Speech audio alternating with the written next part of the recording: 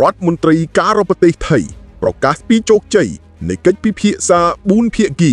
នៅម៉ាឡេស៊ីស្ដីពីបញ្ហាព្រំដែនកម្ពុជាថៃរដ្ឋមន្ត្រីការបរទេសថៃលោកស៊ីហាសាក់ភួងកេតកែវនៅថ្ងៃអង្គារទី14ខែតុលាឆ្នាំ2025នេះបានពិភាក្សាអំពីដំណើរទស្សនកិច្ចរបស់លោកទៅកាន់ប្រទេសម៉ាឡេស៊ីនិងការចូលរួមក្នុងកិច្ចចរចា4ភាគីដែលមានប្រទេសម៉ាឡេស៊ីសហរដ្ឋអាមេរិកថៃនិងកម្ពុជាដើម្បីដោះស្រាយបញ្ហាព្រំដែនរវាងប្រទេសថៃនិងកម្ពុជាលោកបញ្ជាក់ថាការពិភាក្សាគឺជោគជ័យហើយភាគីនីមួយៗនឹងពិភាក្សាជាមួយរដ្ឋាភិបាលរៀងៗខ្លួនលោកស៊ីហាសាក់ក៏បានបញ្ជាក់ដែរថា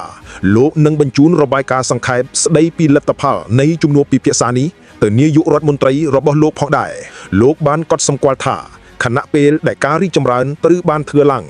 បញ្ហាឆោតសំខាន់នាពេលនេះគឺរបៀបដែលកិច្ចព្រមព្រៀងនឹងត្រូវបានអនុវត្តលោកស៊ីហាសាក់បន្ថែមថា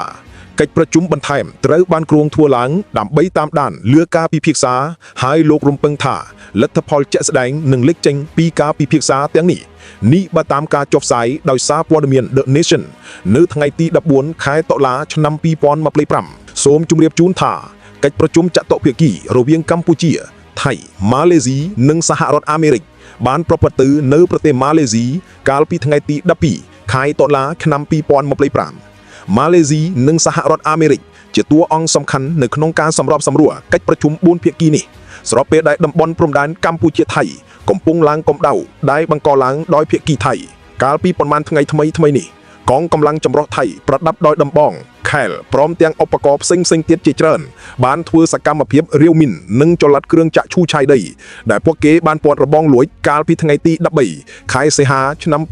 2025នៅភូមិព្រៃច័ន្ទឃុំអូ3ជាន់ស្រុកអូជ្រៅខេត្តបន្ទាយមានជ័យបន្ថែមលើនេះថៃបានបន្តចាក់សម្លេងរំខាននៅភូមិជោគជ័យនិងភូមិព្រៃច័ន្ទឃុំអូ3ជាន់ស្រុកអូជ្រៅខេត្តបន្ទាយមានជ័យកាលពីយប់ថ្ងៃទី13ដល់ព្រឹកថ្ងៃទី14ខែតុលាឆ្នាំ2025នេះនៅក្នុងនោះនៅភូមិជោគជ័យថៃបន្តចាក់បទភ្លេងសម្លេងខ្មោចសម្លេងឆ្កែលូនិងចម្រៀងជាបន្តបន្ទាប់ចាប់ពីម៉ោង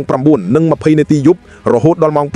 9:47 នាទីយប់ចំណែកនៅភូមិព្រៃច័ន្ទថៃបន្តប្រើឧបករណ៍បំពង់សម្លេងខ្លាំងៗដូចនឹងភូមិជោគជ័យដែរចាប់ពីម៉ោង 6:47 នាទីយប់ដល់ម៉ោង 1:07 នាទីរំលងអធ្រាត្រដែលជាយប់ទី4ជួបគ្នាហើយដែលថៃធ្វើដូច្នេះដើម្បីបង្កការរំខានដល់ប្រជាពលរដ្ឋកម្ពុជា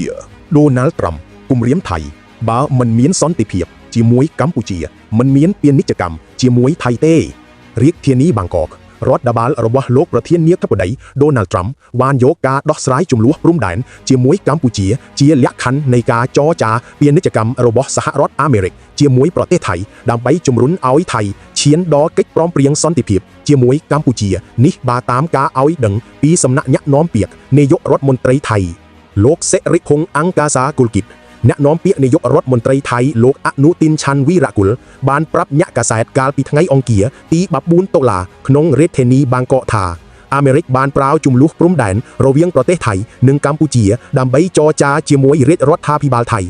ជំហររបស់រដ្ឋធានីវ៉ាស៊ីនតោនគឺជាបញ្ហាប្រឈមថ្មីសម្រាប់ក្រុមចរចាថៃថ្មីដែលទើបត្រូវបានអនុម័តដោយគណៈរដ្ឋមន្ត្រីកាលពីថ្ងៃអង្គារទី14តុលានិងដឹកនាំដោយឧបនាយករដ្ឋមន្ត្រីនិងរដ្ឋមន្ត្រីហិរញ្ញវត្ថុលោកឯកនេទីនិតិតប្រូប៉ាជាមួយនឹងតម្រូវការថ្មីរបស់សហរដ្ឋអាមេរិកការឈានដល់កិច្ចព្រមព្រៀងជាមួយកម្ពុជាបានក្លាយជាអាទិភាពសម្រាប់រាជរដ្ឋាភិបាលថៃ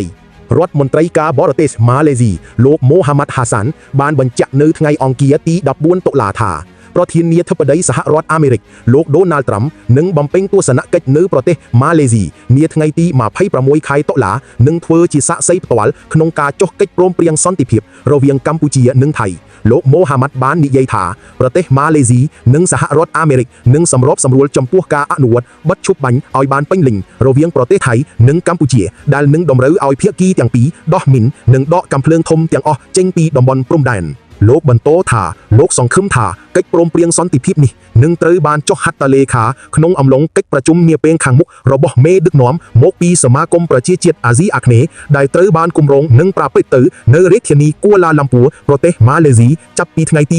26ដល់ថ្ងៃទី28តុលាសហរដ្ឋអាមេរិកបានដាក់ពន្ធ